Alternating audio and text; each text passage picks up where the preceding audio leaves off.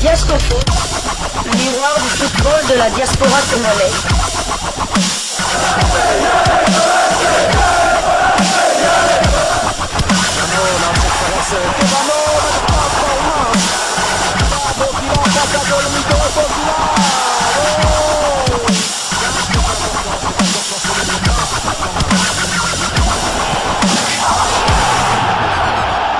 Diasco Foot, le miroir du football de la diaspora congolaise. Vous êtes sur Diasco Foot, le miroir du football de la diaspora congolaise.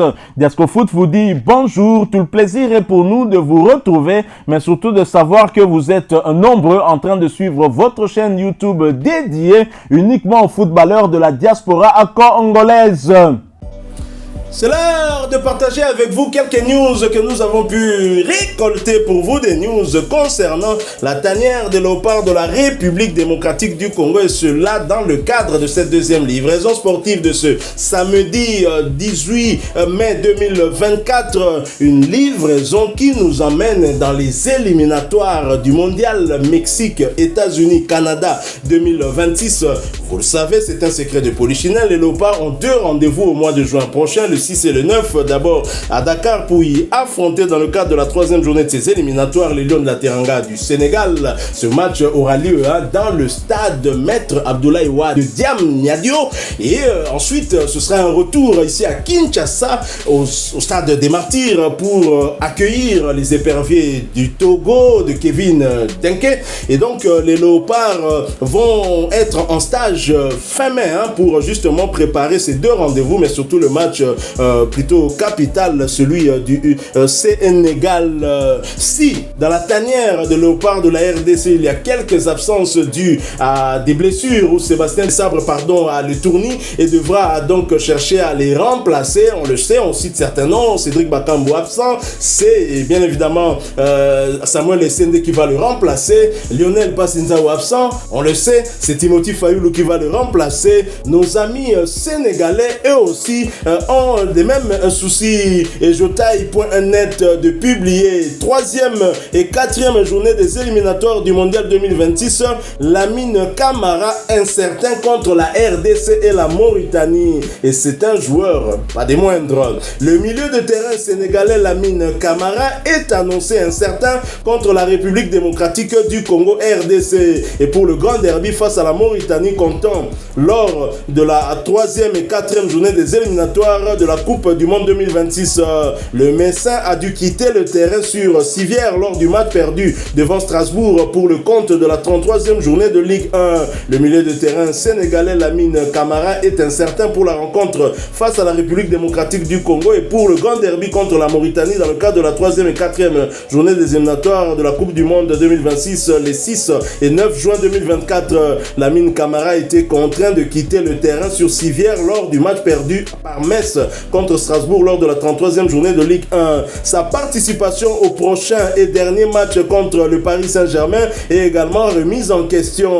En attendant une évaluation de sa durée d'indisponibilité, une absence potentielle de l'ancien joueur de Casa Sport pourrait perturber les plans d'Aliou Cissé, le sélectionneur des Lions, pour les confrontations avec la RDC et la Mauritanie dans le cadre des éliminatoires de la Coupe du Monde 2026. International depuis 2013, Lamine Camara a disputé 12 matchs avec les Lions, toutes compétitions confondues, marquant 4 buts et délivrant 2 passes décisives. Polyvalent, il peut évoluer en milieu défensif, milieu relayeur ou milieu offensif.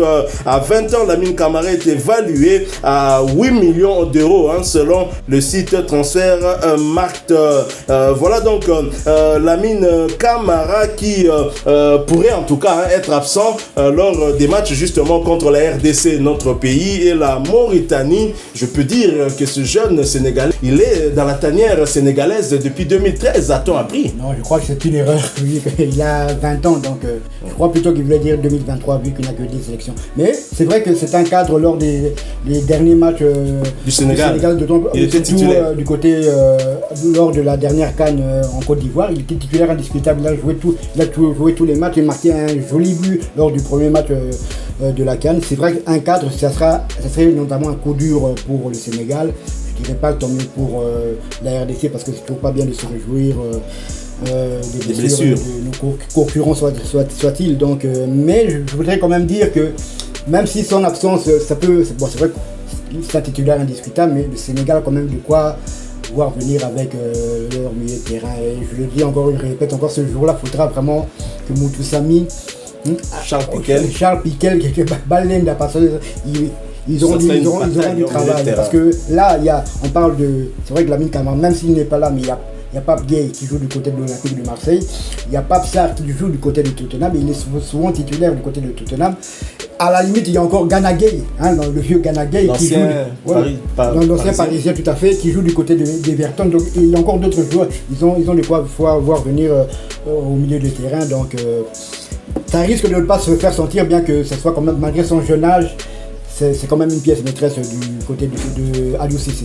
Aliou Cissé a une profondeur de banc. C'est un peu le cas aussi pour Sébastien Desabre. Les Sénégalais encore plus, parce qu'ils sont mieux organisés que nous. Ils ont su organiser leur tanière depuis des années. Et malgré tout cela, Aliou Cissé, toujours en quête de renfort, est allé vers certains binationaux pour tenter de les convaincre pour rejoindre la tanière. Je ne pense pas qu'il se poserait un grand problème, mais c'est vrai que si un joueur est habitué à jouer avec d'autres, il y a déjà des automatismes. Insérer un autre joueur, ça peut toujours un tout petit peu déstabiliser, mais le Sénégal est habitué avec cette profondeur de banc. Il y a un groupe qui est déjà bien soudé, et donc je crois qu'il n'y aura pas trop de problèmes de ce côté-là. Alors, nous allons jouer contre nos amis sénégalais, mais pas que, on le sait, je l'ai dit, 3 jours après le match contre le Sénégal, nous allons nous confronter à nos amis togolais, et des Togolais qui, bien évidemment, concernés aussi par la liste de Didier Deschamps, curieux, bien évidemment, parce que des Congolais étaient heureux de voir Didier Deschamps publier sa liste parce qu'il y avait beaucoup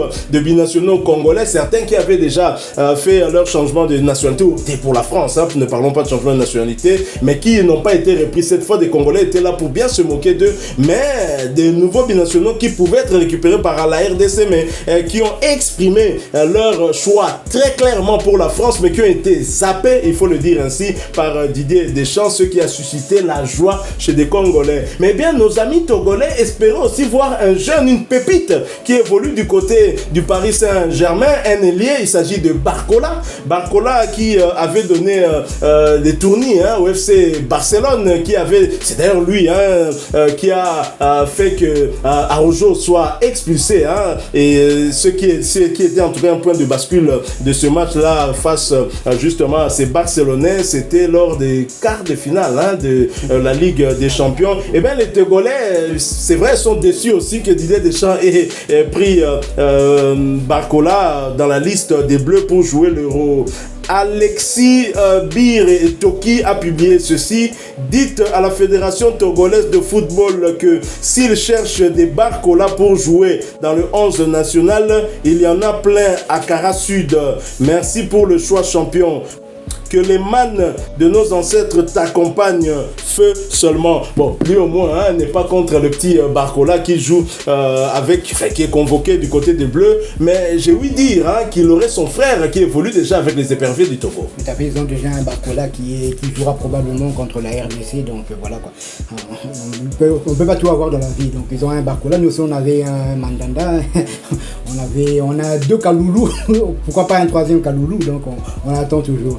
Ah oui, c'est ce que nous espérons. Alors toujours en rapport avec ces 3e et 4e journées des éliminatoires du Mondial 2026, la Fédération internationale de football association a fixé les dates, les lieux et les officiels des matchs de la 3e et 4e journée de ces éliminatoires pour la zone Afrique.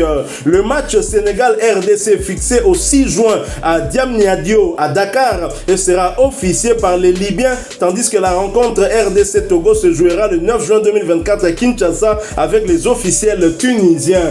Que des Maghrébins pour les 2 matchs de la République démocratique du Congo. Le Sénégal recevra la RD Congo le jeudi 6 juin à 19h au stade Maître Abdoulaye Wade de Diamniadio de Dakar, dans le cadre de la 3e journée des éliminatoires de la Coupe du Monde de Mexique, États-Unis et Canada. Les arbitres de ce match sont les Libyens Ibrahim Moutaz, arbitre central, Amsad Atia M. Essa, assistant 1, Munji Alayat, assistant 2, et Mohamed Saad El Mabrouk, 4e officiel. L'instructeur des arbitres Ahmed Ali Mohamed de la Somalie et le commissaire Ramos Joël du Cap-Vert sont parmi les officiels désignés pour cette explication. Quant à la rencontre entre la RDC et le Togo, elle est fixée au dimanche 9 juin à 17h au stade des Martyrs de Kinshasa. Ce match sera officié par les arbitres tunisiens Melki Merez, arbitre central, Bakir Mohamed, assistant 1, Jami Youssef, assistant 2, Bouali Mohamed Yousri, 4e officiel. Le Ghanéen Kotei Alexander Nikei et le Burundais Mourengerantwari Evariste sont désignés instructeurs des arbitres et commissaires de match. Les léopards de la RDC seront en stage au Maroc vers fin mai pour préparer les 2 prochains matchs des éliminatoires du mondial 2026. Bien évidemment, voilà, donc les arbitres sont désormais connus pour ces matchs et l'heure. Bien évidemment, on va jouer à 17h ici à Kinshasa. Ça veut dire que les léopards vont jouer avec de lumière naturelle et lumière artificielle. Tout à fait, mais je crois plutôt qu'à cette heure-là, ils vont déjà allumer les projecteurs. Mais c'est officiel, c'est sûr, maintenant, la RDC va jouer à Kinshasa. Donc il y a encore un doute si on allait jouer du côté de... Dans le stade des Martyrs homologué. Enfin, il est homologué. Les inspecteurs ne sont même pas venus du côté de la RDC au détriment des Brazzavillois et même des Malgaches qui ne pourront pas jouer leur match. C'est vrai que l'état de leur pelouse n'est pas vraiment terrible. Donc la RDC va accueillir le Togo le 9 à Kinshasa et le 11 à Kinshasa, toujours au stade des Martyrs. Brahim Diaz et les Marocains seront là. On verra Brahim Diaz. J'ai envie d'aller voir Brahim Diaz. Je suis madrilène. Pour son premier match officiel à Kinshasa. J'irai au stade. Non, on ira au stade. D'autant plus que si. On ira au stade, franchement. Brahim Diaz. En tant que madridista, si Madrid remporte sa 15e Ligue des Champions, voir un joueur du Real Madrid à Kinshasa, ça serait vraiment. Non, on ira au stade. Moi, je pense même que je vais essayer d'aller voir l'entraînement des Marocains. Pourquoi pas prendre une photo avec Brahim Diaz, si bien évidemment ce sera possible. Il y a aussi Ashraf Hakimi, il y a Masraoui, ils sont nombreux, des joueurs marocains, même si finalement les Marocains sont nos frères. Je pense qu'ils vont justement bien le comprendre avec cette altercation qui a eu lieu lors de la dernière CAN avec l'homme de Judy à justice dédiée, Yana. Et donc nous restons frères, nous n'oublions pas en tout cas l'hospitalité accordée à de nombreux Congolais, mais plus particulièrement au maréchal Mobutu, ancien président de la République démocratique du Congo à l'époque, Zaïre, bien évidemment. À moins que vous ayez quelque chose à ajouter, nous sommes arrivés à la fin de ce sujet. Si vous l'avez aimé, laissez-nous un maximum de j'aime. Merci de partager avec nous en commentaire votre point de vue. Et n'oubliez pas de vous abonner si vous êtes nouveau. Activez la petite cloche de notification histoire de ne plus rien manquer des prochains sujets que nous allons vous proposer encore une fois. Merci à vous, avec espoir de vous retrouver bientôt dans un autre sujet d'actualité. En attendant, portez-vous bien et Diasco Foot vous dit au revoir.